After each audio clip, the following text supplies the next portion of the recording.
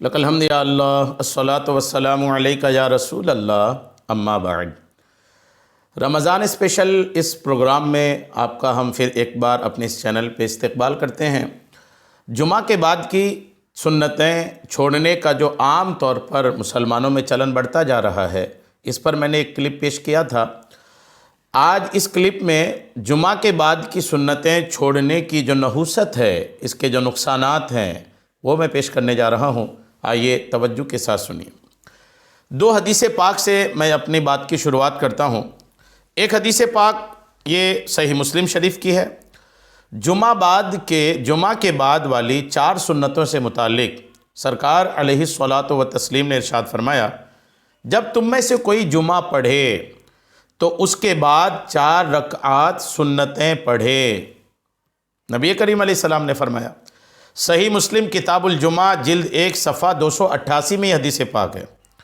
اور جمعہ کے بعد 2 رکعات کے بارے میں ابن ماجہ شریف کی حدیث پاک ہے۔ حضرت سالم اپنے والد گرامی سے روایت کرتے ہیں کہ نبی پاک علیہ السلام جمعہ کے بعد 2 رکعتیں ادا فرماتے تھے۔ سنن ابن ماجہ کتاب الجمعہ صفحہ 79۔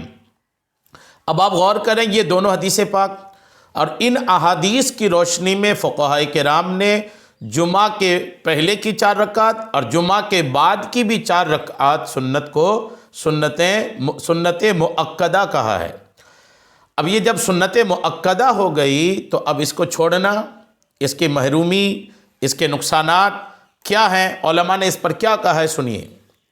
سنت مؤکدہ کا اہتمام کرنا واجب کے قریب ہے۔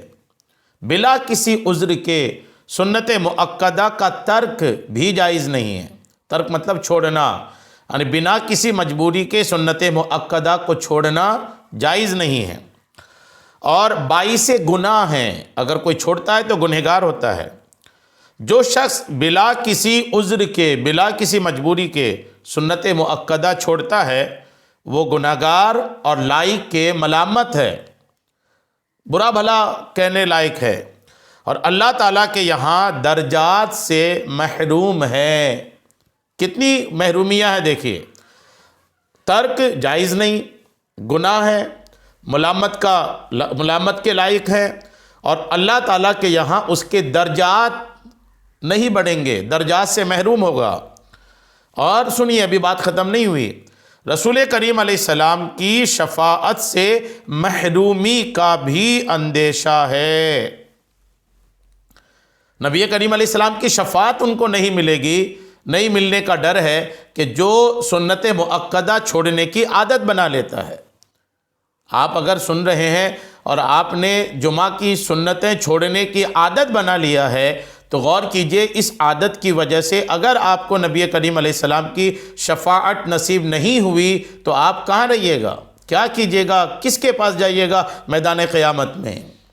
کیا آپ نے میدان قیامت کی وہ حدیثیں، وہ روایتیں نہیں سنی کہ جس میں یہ کہا گیا کہ سارے لوگ قیامت کے میدان میں بارگاہ رسالت میں ہی حاضر ہوں گے، سب کے ملجا و ماوا نبی کریم علیہ السلام ہی ہوں گے، نبی کریم کی لواء الحمد کے سایہ میں ہی آپ کی شفاعت کی شروعات ہوگی، آپ کی شفاعت سے ہی بڑے بڑے لوگ جنت میں جائیں گے۔ کہ آپ نے اس طرح کی روایات نہیں سنی؟ اور جب آپ شفاعت سے ہی محروم ہو جائیں گے تو پھر کہاں کے رہیں گے؟ لہٰذا جمعہ کی سنتیں چھوڑنے کے جو آپ نے عادت بنائی ہے، جلدی سے پیشتر اس عادت کو ختم کیجئے، اور جب آپ سن رہے اس بیان کو، اس کے بعد والے جمعہ سے ہی آپ سنتیں پڑھنے کی عادت اپنائیے۔ یہاں تک کہ فقہائے کرام فرماتے ہیں کہ اگر کوئی شخص ان سنتوں کو صحیح تو سمجھتا ہے لیکن بلا عذر سنت مؤکدہ کو چھوڑنے کی عادت بنا لیتا ہے تو یہ گنہگار ہوگا۔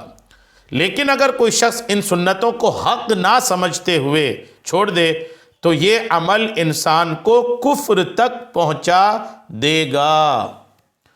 اگر حق سمجھتے ہوئے بھی نہیں پڑھتا ہے تب تو گنہگار ہی ہے، لیکن اگر سمجھتا ہے کہ نہیں کوئی سنت نہیں، حق ہی نہیں سمجھتا کہ نہیں یہ سنتیں نہیں ہیں جمعہ کے بعد کی، تو ڈر ہے کہ وہ آدمی کفر تک پہنچ جائے۔ اب بھی آپ سنتیں چھوڑیے گا، اس سے بڑی بات اور کیا ہوگی کہ کفر تک جانے کا ڈر ہے، اس میں گناہ کا ڈر ہے، شفاعت سے محرومی کا ڈر ہے، آخرت میں درجات کی بلندی نہیں ملنے کا ڈر ہے۔ اتنے ساری چیزوں کے بعد بھی اگر آپ جمعہ کی بعد کی یا پہلے کی سنتیں چھوڑ رہے ہیں تو پھر یہ کہ کیا کہا جائے، آپ کے ایمان میں کچھ جان بچی ہے کہ نہیں بچی ہے؟ لہٰذا میرے پیارے پیارے اسلامی بھائیوں، جمعہ کے بعد کی سنتیں پڑھنے کے عادی بن جائیے۔ شہر کے میرے اسلامی بھائی، آپ دکان کے لیے، روزی کے لیے، کمائی کے لیے جو سنتیں چھوڑ کے جاتے ہیں، وہ روزی دینے والا آپ کا رب کریم ہے۔ رب کا گھر جلدی چھوڑ کر جا کر کے آپ کون سی روزی کمانا چاہتے ہیں بھائی؟ لہٰذا آپ ایسا نہ کریں۔ روزگار ٹھیک ہے، لیکن اللہ کی عبادت تو اصل نہ ہے، اللہ نہ روزی دیتا ہے آپ کو۔ لہٰذا جمعہ کے بعد کی سنتیں پڑھنے کی عادت بنائیں۔ اللہ تعالی ہم سب کو عمل کی خوب توفیق عطا فرمائے، آمین، بجاہ النبی الامین صلی اللہ تعالی علیہ وسلم۔